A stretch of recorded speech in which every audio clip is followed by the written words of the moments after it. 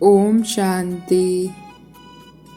सर्व के सद्गति दाता, पतित पावन, लिबरेटर, अकाल मूर्त शिव बाबा की 7 जून 2022 की मुरली से होमवर्क।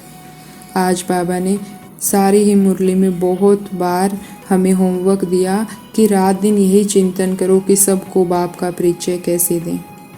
तो हम जिन भी आत्माओं से मिलते हैं हमें युक्तियाँ निकालनी है कि हम उनको बाप का परिचय कैसे दे सकते हैं। कोई हनुमान जी को मानता है तो उसको कैसे दे सकते हैं, कोई शिव को मानता है तो उसको कैसे दे सकते हैं, कोई पढ़ा लिखा है तो उसको कैसे दे सकते हैं, अगर कोई कम पढ़ा लिखा है तो उसको कैसे दे सकते हैं। तो हमें युक्तियाँ निकालनी है बाबा का परिचय देने की। लेकिन बाबा ने कहा कि तुम्हें जब तुम किसी को ज्ञान समझाते हो तो ध्यान रखना है कि ज्ञान जरा भी व्यर्थ में ना जाए।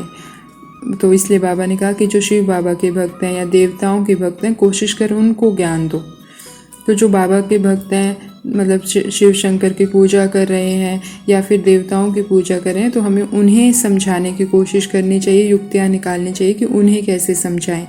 और अगर उन्हें हमने 1 दिन कोर्स कराया, 2 दिन कोर्स कराया और उन्हें समझ नहीं आ रहा है, तो हमें समझ लेना चाहिए कि वो देवकुल की आत्माएं नहीं है और हमें उन पर ज्ञान धन को व्यर्थ नहीं गंवाना है। आज बाबा ने हमें याद का तरीका भी बताया। बाबा ने कहा कि अशरीरी हो, अपने को आत्मा समझ बाप को याद करना है। तो हम बाबा को याद करने बैठते हैं तो हमें ये पहले ध्यान रखना है कि हम अशरीरी जरूर स्थित हों, मतलब अपने आप को शरीर से अलग करें। मैं आत्मा बिल्कुल अलग हूँ, चमकता हुआ सितारा, और ये शरीर भूल जाए। इसमें हम 2 मिनट 4 मिनट लगते हैं तो लगाएं, क्योंकि जितना हम इस शरीर से डिटैच होकर अपने सब धर्म में स्थित होकर बाबा को याद करेंगे उतना ही याद शक्तिशाली होगी। तो याद करने जब भी हम बैठें तो हमें पहले अपने आप को इस शरीर से बिल्कुल अलग, मैं ये पैर नहीं हूँ, मैं तो भ्रकुटी के मध्य हूँ, मैं तो ये हाथ नहीं हूँ, मैं तो भ्रकुटी के मध्य चमकता हुआ सितारा हूँ। मैं इस शरीर से बिल्कुल अलग हूँ और खुद के स्वरूप पर स्थित हूँ कुछ सेकेंड्स के लिए, और अपने शांत स्वरूप, मेरा तो सब धर्म ही शांत है। और फिर बाबा ने ये भी बताया कि तुम्हारा अकाल तख्त, अकाल मतलब जिसको काल नहीं खा सकता, तो बाबा ने कहा कि अकाल तख्त ये शरीर नहीं है, ये तो ख़त्म हो जाना है। तुम्हारा अकाल तख्त तो वह मह तत्व है, मतलब परम धाम है। तो शरीर से अटैच होकर हम अपने अकाल तख्त पर जाकर स्थित हो जाएं, जहाँ मैं आत्मा रहती थी परम धाम में, और अनुभव करें वहाँ की शांति को, एकदम शांत।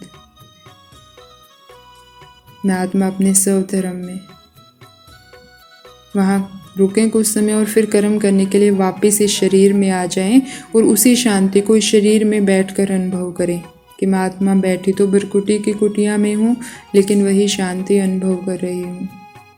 तो सारा दिन हम अपने स्व धर्म में स्थित रहेंगे। और कर्म कैसे करेंगे ये भी बाबा ने समझाया। बाबा ने कहा कि कोई भी कार्य करते सदा स्मृति रहे कि सर्वशक्तिमान बाप हमारा साथी है। हम मास्टर सर्वशक्तिमान हैं तो किसी भी प्रकार का भारीपन नहीं रहेगा।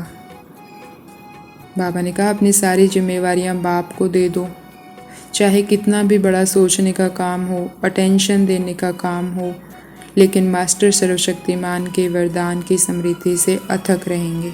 तो सारा दिन हम मान लेंगे मैं मास्टर सर्वशक्तिमान हूँ, भ्रकुटी की कुटिया में बैठी मैं मास्टर सर्वशक्तिमान हूँ, और मेरा काम कराने के लिए स्वयं सर्वशक्तिमान मेरा साथी बना है। जरा सा भी बोझ अनुभव हो, कोई काम की टेंशन हो, तो खुद को स्मृति दिलाए मेरा साथी स्वयं सर्वशक्तिमान है, भगवान है, वो मुझे काम करवा रहा है। तो हल्के हो जाएंगे, अथक बन जाएंगे। तो सारा दिन मान लेंगे मैं मास्टर सर्वशक्तिमान आत्मा हूँ, मैं अकाल तख्त नशीन आत्मा हूँ, मैं अशरीरी आत्मा हूँ। और युक्तियाँ निकालेंगे बाप का परिचय देने की।